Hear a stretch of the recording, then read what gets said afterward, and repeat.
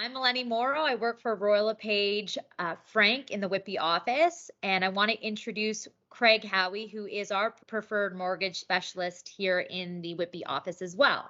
So we wanted to talk about some common questions that a lot of first-time buyers have. And I'm going to ask the questions. Howie's going to answer them. Howie, if you wanted to do a little introduction from your end as well, that would be great. Yeah, absolutely. Thanks for having me, Craig Howie, mortgage broker. Basically, my role is to help the client get a mortgage. I work with about 50 different lenders. There's no cost for my services. The lenders pay me a fee to bring them the mortgage. Basically, when I sit down with clients, I answer any questions they have regarding pre-approval, the process, and how it all works. And then my goal is hopefully to get them a mortgage and get them pre-approved and then to close the transaction. Okay, I'm going to start with a few of the most common questions that you get. For sure. Number one, what's the most I can be approved for? That's definitely the most common question. I would love it if people came in with a budget and said, hey, this is what we can afford. Unfortunately, in this market, that's a little bit difficult because prices, as you know, are so astronomical that people have to come in and say, what's the most we can get approved for? When we do a pre-approval, we look at three things. We look at a client's down payment, we look at their income, and then we look at their debt, and then we also look at their credit score. So based on those three things, we have a formula that we use to determine how much a client can be pre-approved for. So it definitely depends on the individual clients, their spending habits, their income, and their down payment. Okay, the second most common question, what's better, fixed or variable rates? So it's definitely a personal thing, and I don't like to say one rate is better than the other. It depends on the client's situation. So some clients are really risk adverse, in which case they might be better off in a fixed rate, so they're not always watching the rates go up and down. Some clients might be better off in a variable, and one of the things I love about a variable is the breaking the mortgage is much cheaper. So if you're going to leave that property within 5 years, you're not sure what's going to happen, you're planning on getting divorced, you never know. You might want to take a variable rate because the breakage costs are much cheaper. So it really depends on the client. I like to find out more about the client before I give them the advice of fixed versus variable.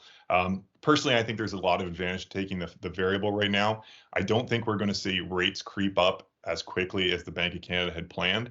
I think we're going to see a slower rise than anticipated, which might benefit the variable rate. Awesome, great answer. I know for those that are coming out of COVID, who knows what's going to happen in regards to relationships. Anyway, so if you have a buyer who is looking to start the pre-approval process, how long does it typically take? And what are the key documents that are needed in the process? So with clients, I try and get them a pre-approval within 24 hours. Sometimes if there's a concern with the client's credit, it takes a bit longer, or if their situation is a little more complex, like they're self-employed or they have commission income, or their part-time income. Sometimes it can take longer than that because I like to go back and check with different lenders on their policies and procedures to make sure that we have a product that fits the client. But usually 24 hours is the goal. In terms of documentation, if a client is sort of a cookie cutter client, like they just have a salaried income, they know what their down payment is, they don't really need to bring anything forward as long as they're confident in the numbers they give me. If they're self-employed, I really like to see 2 years of T1 generals and notice of assessments, which is the self-employed tax documents. That way I can get an idea of exactly what I can use in terms of incomes because lenders like to see a 2-year average. That also goes for part-time employees or clients that have part-time jobs as well. They want to see a 2-year average. So I like to see what those 2 years are so that I know going into the situation what I can use for income. All right. Can you explain debt to income ratio? For sure.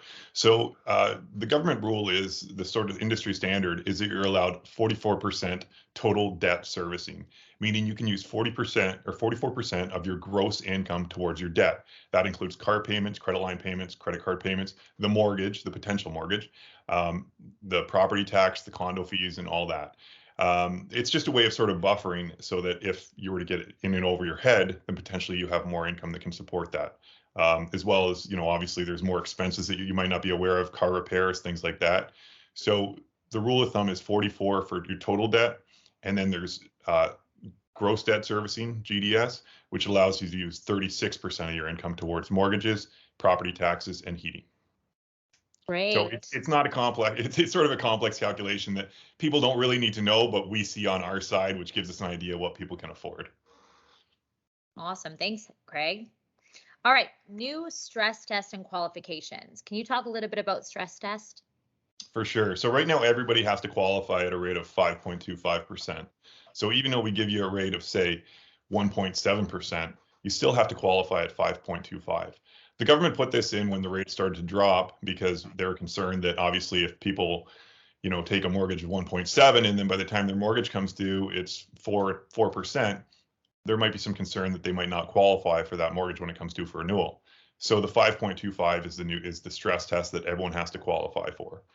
It does make sense because obviously there was some concern with the rates dropping. It does have some concerns as to why people qualify at that rate, and it can make qualification very difficult from our end. But unfortunately, that's the way it is, and everybody has to qualify at the 5.25%. Okay, thank you. So let's talk a little bit